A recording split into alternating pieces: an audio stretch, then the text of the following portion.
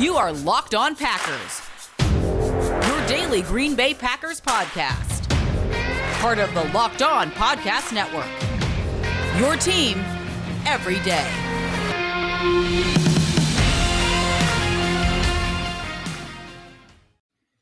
You are Locked On Packers, part of the Locked On Podcast Network, your team every day. I'm Peter Bukowski, and I cover the Packers for The Leap, a newsletter that you can and should subscribe to. You can follow me on Twitter at Peter_Bukowski. You can follow the podcast on Twitter at Locked On Packers. Like us on Facebook, subscribe to the podcast on iTunes, on Spotify, on Google Podcasts. Wherever you find podcasts, you will find Locked On Packers, the number one Packers podcast on the internet, and the show for fans who know what happened. They want to know why and how the Green Bay Packers fell in week 1, 38-3. And we are going to talk about what happened on defense. And we are going to talk about what this offense looked like. But we can't do any of that without talking about the elephant in the room in all of this. And I was floored. No one asked about it post-game. The elephant in the room is Aaron Rodgers, because he had statistically one of his worst games ever. He was bad. And he said as much after the game. Credit to him. He said, I was bad. I played bad. We played bad. But this is more than that, because the pressure is more than that. And it is more than that because of the offseason that we just all collectively went through, that Aaron Rodgers went through. This didn't happen to anyone more than it happened to Aaron Rodgers, but it happened about Aaron Rodgers. It didn't just happen to Aaron Rodgers. He is not a helpless victim in all of this. Aaron Rodgers asked for this, okay? And someone on Twitter asked me, is it fair to wonder how this offseason impacted this game? It is not only fair, it is necessary that we have that discussion. No one asked him. I hope over the course of this week, someone does ask him. He invited the scrutiny. He invited the pressure. Him and Davante Adams making this the last dance. He invited the pressure on this team. And again, to his credit, he said after the game, we were feeling ourselves a little bit too much, and we thought we could probably just come in here, back-to-back NFC Championship games, and we could just go out there and do our thing, and it would be enough. And it wasn't, and they got their asses kicked. But Aaron Rodgers told us that he had a great offseason for him. Aaron Rodgers told us he was all in this season. Aaron Rodgers told us he was locked in and ready to go, and training camp told us that Aaron Rodgers was all of those things. He played great in training camp, but he didn't play in the preseason. Whether or not that's a thing, I don't know. That might be another conversation for another day. This all, to whom much is given, much is expected. So if you want the pressure, if you want to say, hey, this is me, and I want more responsibility. I want you to bring in Randall Cobb because I think he can make this team better. I want say in the moves. You need to come to me because I'm the face of the franchise. Okay. You want more responsibility? Then you need to take more responsibility. You need to say that I want it and then go out and do it. And so it's not that the Packers only lost because of Aaron Rodgers. That's not true. That's not true. And that's not what I'm saying. The defense was bad. It was bad. You know what else was bad? Aaron Rodgers. He was terrible. Terrible. And this was 2018 Aaron Rodgers, not even 2019 Aaron Rodgers. This was 2018 Aaron Rodgers. This was forget the play. I want the shot. This is not the guy that won league MVP last year precisely because he bought into the concepts, he ran the offense, and he trusted his coaches and his teammates to do the thing. Last year wasn't the FU season. This was an FU performance by Aaron Rodgers. This was, I'm going to do it. That's it. That is the explanation. It is the only explanation. You saw it right away. You saw it right away on a couple of their base concepts. Boot action. Supposed to be a dump off to the tight end. If he hits Tunyon right away, he can catch and run. He wants to go to the backside. He wants the bigger play. He gets to Tunyon late. It's a nothing. Okay, Aaron Jones on a crossing route. Mesh, easy first down, conversion. He looks it off. He waits. He finally gets it to Aaron Jones, who has no room to maneuver. Quan Alexander makes a great play, but the play's not in rhythm. You're not playing within the offense. The interception, the second interception, is just an arm punt. It is I want the hero play. He said the Devontae Adams interception was a hero play. He should have just dumped the ball off to Aaron Jones and played for third down. These are the mistakes Jordan Love was making in a preseason game. Not Aaron Rodgers. Aaron Rodgers never makes these mistakes. He never turns the ball over in the red zone. Are you kidding me? This is the most turnover reverse quarterback in league history. That doesn't happen. No one has ever been more productive and avoided turnovers more effectively than Aaron Rodgers. Never. It's never happened. It's never been done. No one has ever been close. What Rodgers is capable of doing is incredible. He was not incredible in this game. And again, I am not putting all of the blame of this game on Aaron Rodgers. What I'm saying is we can't go through this whole offseason where you are going to flame the front office, flame the franchise. I need to be listened to. I need to have a say. I need to be respected. I need a contract extension. No, I need to go out and play. And I need to play better than I did on Sunday. And guess what? Any criticism that comes with the bad play is fair because you asked for it. Because you invited it by saying, I am not getting what I rightly deserve. Okay? You deserve this. I agree, by the way, that you do deserve it. All-time great player.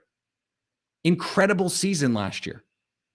And, is someone that has been a transcendent talent in the NFL and for the Green Bay Packers.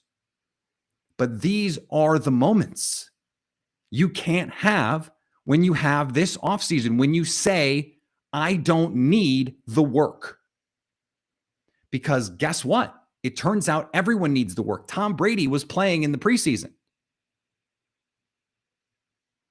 Aaron Rodgers wasn't. Are those correlated? Rodgers says no. Matt LaFleur, not so sure. Matt LaFleur, hey, we need to ask all of these questions. We need to be wondering all of this stuff because we go out and put a performance like that out there. We need to ask a lot of questions. We can't just say, well, it happens. Yeah, it does, but it shouldn't. And it shouldn't happen to a team with Super Bowl aspirations. We can't have all of the discussions about this is the hungriest team I've been around, and these guys are locked in, and Adams and Rodgers and the offense and all this stuff, and the defensive players are flying around, and Joe Barry and all the energy and the last dance. Enough. The problem is the drama was invited by the quarterback, and with the drama brings the pressure, brings the stakes. This very well may be the last season that Aaron Rodgers wears the Green Bay Packer uniform. And this is the swan song? This? A pair of interceptions?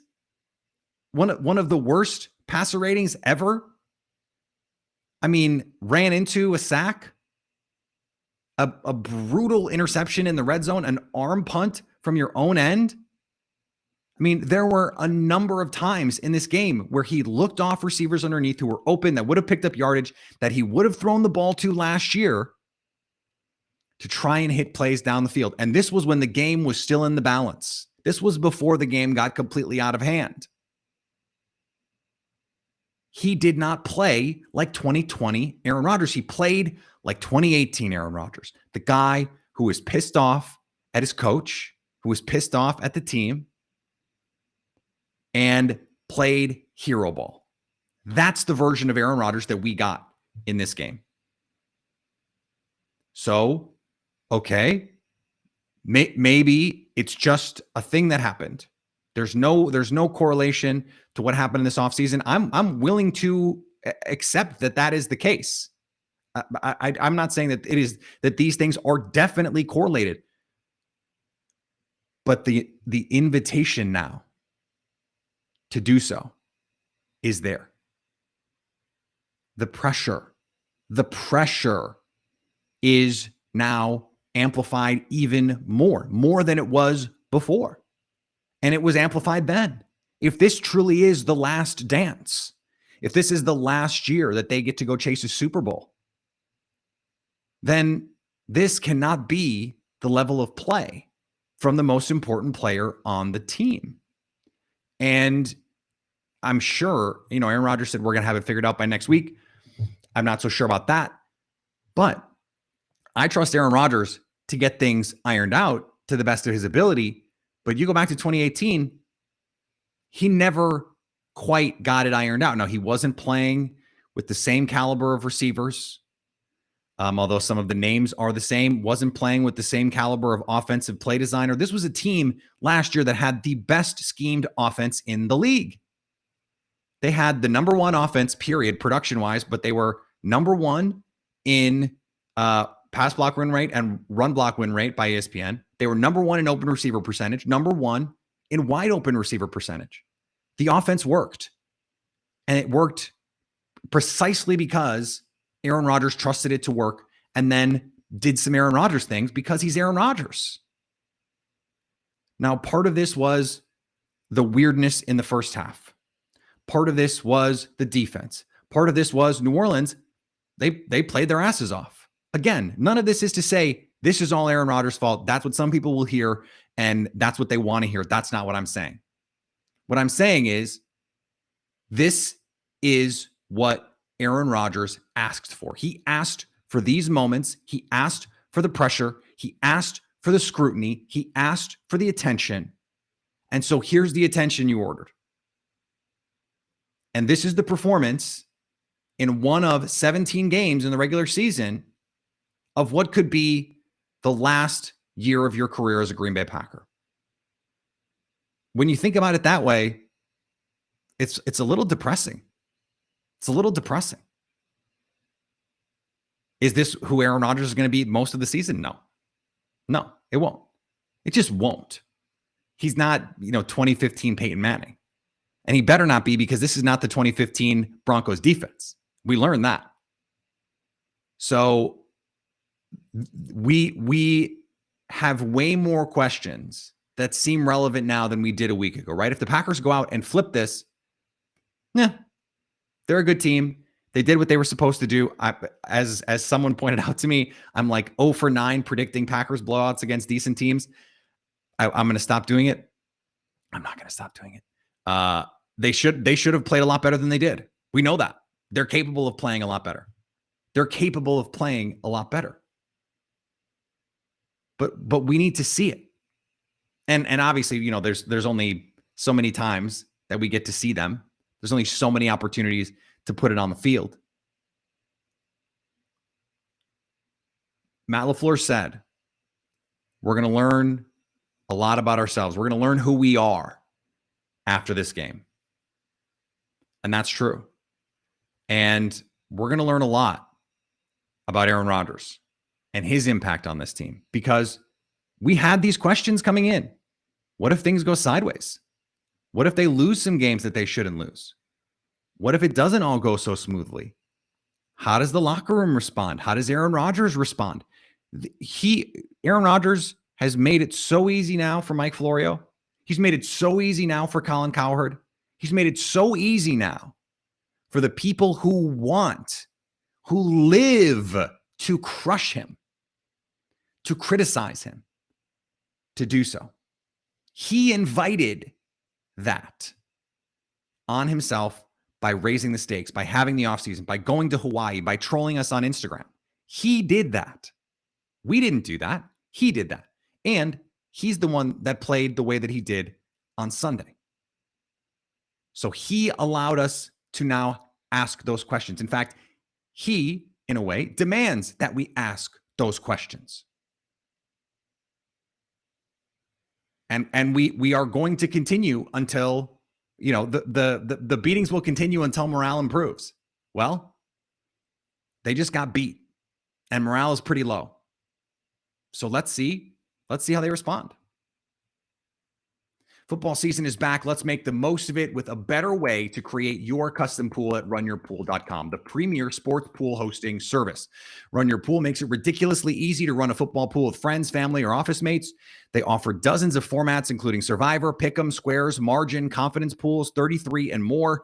Run Your Pool hosts format the NFL for college football, one-week games, full season playoffs, or the Super Bowl. Unlike other fantasy platforms, Run Your Pool has options and settings to make it your own, and you can even brand your pool for your local business, bar, or restaurant. Reconnect with friends and join nearly 2 million football fans to make every game action-packed this season.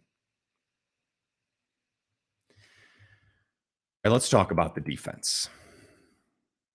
What's interesting is you look at the final box score and you go, they only gave up 322 yards. Jameis Winston only had 148 yards passing. They didn't have anyone individually who really beat them in the passing game. Some weird stuff happened. First couple of series, they create pressure with Jameis Winston. They're in man coverage on the back end. Everyone's covered. Jameis Winston takes off and runs. He does the thing in a lot of ways that the Packers are daring him to do. Just don't make mistakes, Jameis. He didn't. Who would have thought that in a game between Aaron Rodgers and Jameis Winston, the guy that would have made the most mistakes by far was Aaron Rodgers? By far. So the defense, they got a little unlucky in some of these things, right? In some others, it looked bad. Now, I thought Adrian Amos had a great quote after the game. He said, look, if we're going to give up on this defense after one game, then we didn't really believe in it to start with, and he's not ready to do that. Remember, this is a defense that he knows. This is a defense that he has thrived in the past, that he believes in clearly, and the guys like Joe Barry. I mean, the biggest thing with a coach is if the guys are going to buy in, because what you need them to do is be playing 100 miles an hour. The Packers defense, they didn't play 100 miles an hour. They looked tentative. They looked unsure. And those are things that I do think are fixable. I do think experience in the scheme. I do think more time, more preparation, more time playing together in actual football games, which means more tape to break down, more tendencies to discover, more opportunities to evaluate your own guys. Remember, the Packers defense took off last year in the second half. Now, Mike Pettin had plenty of opportunities with a lot of these guys, and so that was not enough. But I don't think we should panic about the defense after 1 week. Sean Payton, one of the best coaches in the league, and this is all unscouted, basically. We had no idea what an offense with Jameis Winston was going to look like. We had no idea if Jameis Winston was going to be able to avoid the big mistakes, and by and large, he did. Also, the protection for much of the game was very good for the New Orleans Saints. They opened holes in the running game, not huge holes, but they were getting 4, 5, 6 yards carry. They go over 150 yards rushing. Part of that is they were up big in the second half, but they were able to get pretty much whatever they wanted, and the Packers had 2 brutal turnovers. Now, in the first half, the Packers only had 3 possessions. They would only run 12 plays before the 2-minute offense. And I thought Matt LaFleur made a mistake when he did not call timeout when they got the third down stop. Ultimately, it didn't matter. But they were a shoestring away in that instance of getting a stop. Rashawn Gary has Jameis Winston in his grasp and Adrian Amos doesn't make a great play on the ball, and all of a sudden it's a touchdown when it could have been the ball the other way. Zadarius Smith gets called for one of the all-time worst roughing the passer penalties that has ever existed. One of the worst penalties I have ever seen. It was textbook defense. He did not hit Jameis high. He did not hit Jameis low. He did not hit Jameis late. And he did not drive Jameis into the ground. I do not like the roughing the passer Sam I am. I do not like them. It was terrible. But they didn't do anything else to help overcome it. Now that turned an interception into a touchdown. Green Bay, they finally have an opportunity. You know, could have still been a game. Who knows? Darnell Savage gets the pick and he gets hurt on that play. Shoulder injury. We don't know how serious that is yet. Hopefully we'll find out today. The defense can play better. We know that, but they can play faster. They can play with more self-confidence, self-assuredness in their responsibilities, in their assignments, playing together. This is a defense that requires a good amount of communication. They need to be able to do that as well. And it seemed like there were times they didn't know what to do out there. They did not know where to be. They did not know where to line up. The timeout right before on fourth down, it looked like on a different fourth down that the Saints with 2 seconds left on the play clock, they were still getting lined up. And so were the Packers, but there was no way they were going to snap the ball in time to run the play. So they were either going to have to burn their timeout or they were going to get called for the lay of game. The Packers burned the timeout instead. These are some operational things that, yeah, maybe a preseason game would help. When you have your guys out there, now you're not going to show anything in the preseason, but who cares? Having your guys out there and the game operation stuff, I do think that there is some, fringe benefits to stuff like that. Now, the front did not look good. The Saints dominated up front, and that is with losing Eric McCoy, who is a Pro Bowl caliber center. For much of this game, the Saints played, they didn't have their starting cornerback too. Marshawn Lattimore was in and out, had a pretty significant injury, and still no one could get open. And Aaron Rodgers talked about this. They thought that the Packers or that the Saints were going to play a kind of defense that they didn't.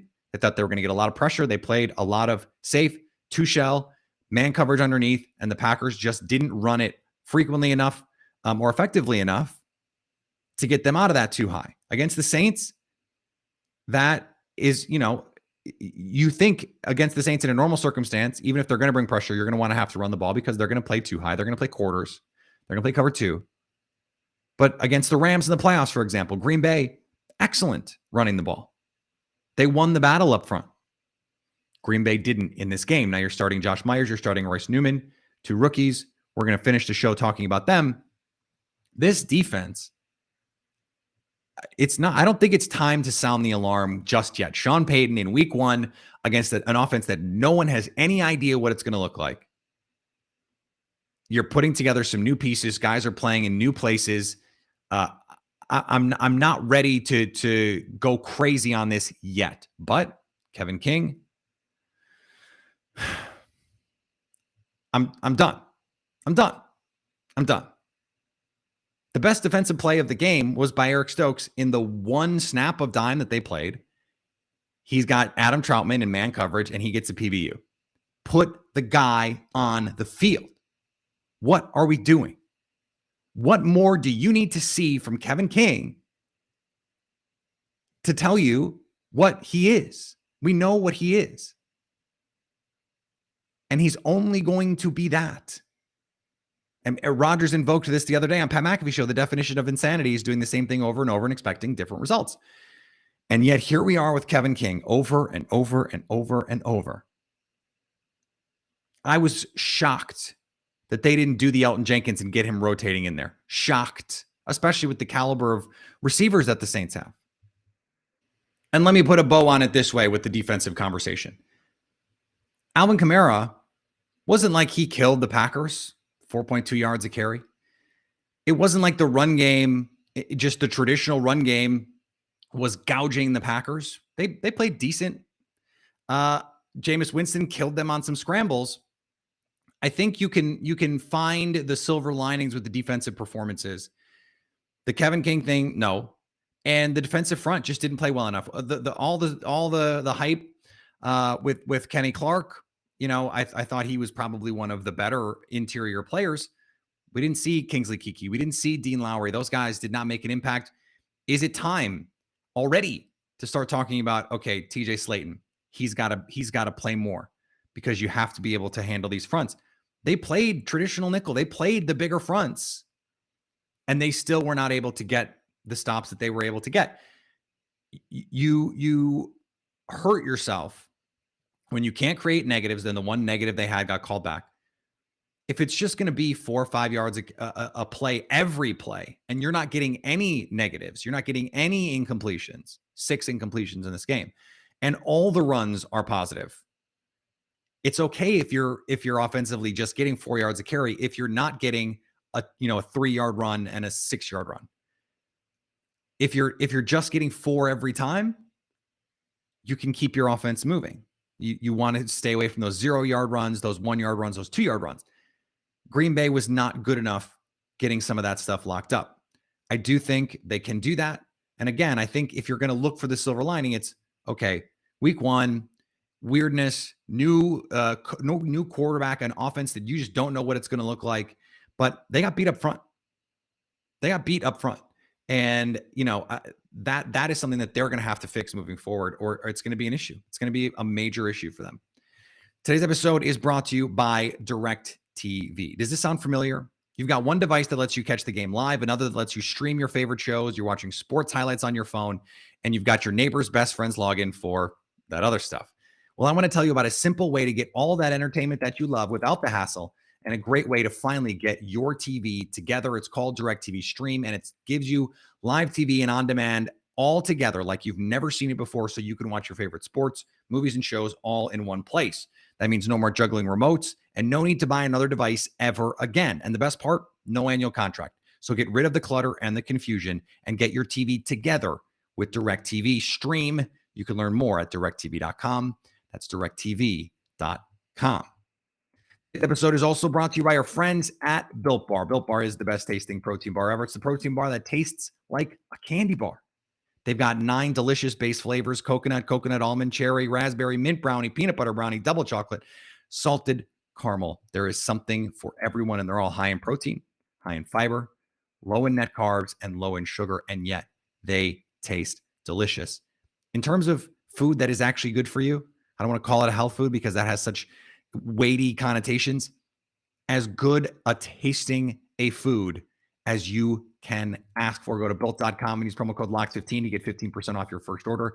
That's promo code LOCK15 for 15% off at built.com. And betting on the Packers doesn't have to be a guessing game. If you listen to the new Locked On Bets podcast hosted by your boy Q and handicapping expert Lee Sterling, get daily picks, blowout specials, wrong team favored picks, and Lee Sterling's lock of the day. Follow the Locked On Bets podcast, brought to you by betonline.ag, wherever you get podcasts. Let's finish this up here. I know we're running long. A brief word on the offensive line. Aaron Rodgers said after the game, he thought the protection held up. And Matt LaFleur echoed that. He said, for the most part, I thought that the protection did a pretty good job. Rodgers admitted that he ran into a pressure on one play, admitted that he gifted them a sack on the bootleg. That was another one where he was late and tried to get a little too cute. Overall, there were some bad, there was some good. You're against a front like New Orleans. It's never going to be perfect. They had opportunities. Now, did the protection break down at times? Yeah, of course. And that is to be expected against a very good front. Cam Jordan, they got matched up on Royce Newman a couple times, and that was a problem for the Packers. And that's going to be a problem when you face defenders that are that good. You're going to lose some battles. The defense gets paid too. You want them to learn from it. Now they have this tape to study, and it's like, okay, on these plays, these are the adjustments that you need to make. Aaron Rodgers said one of the things that he loves about Josh Myers is he's an only mistake once guy. He makes a mistake, it gets corrected, he doesn't make it again. The Packers need that because this offensive line, the way that they played, not good enough against the Bucs. Not good enough against the 49ers. They play the 49ers in just a couple weeks. They've got to get this locked down a little bit further than it is right now, or they are going to have some pretty big issues on their hand, even if they were okay. They were okay. And I think it starts in the run game. It starts in the run game. I think the Packers could have played A.J. Dillon more. I think they could have gone to two-back sets more. I think could have gone to multiple tight end sets more. This was a very odd approach for me. They played in almost exclusively 11 personnel. We didn't see the 21, the pony stuff. We didn't see the 12 personnel and then go spread. We didn't see them get as creative with personnel as we'd saw them last year, where they would go 13 and you'd get some hard play action into a deep shot.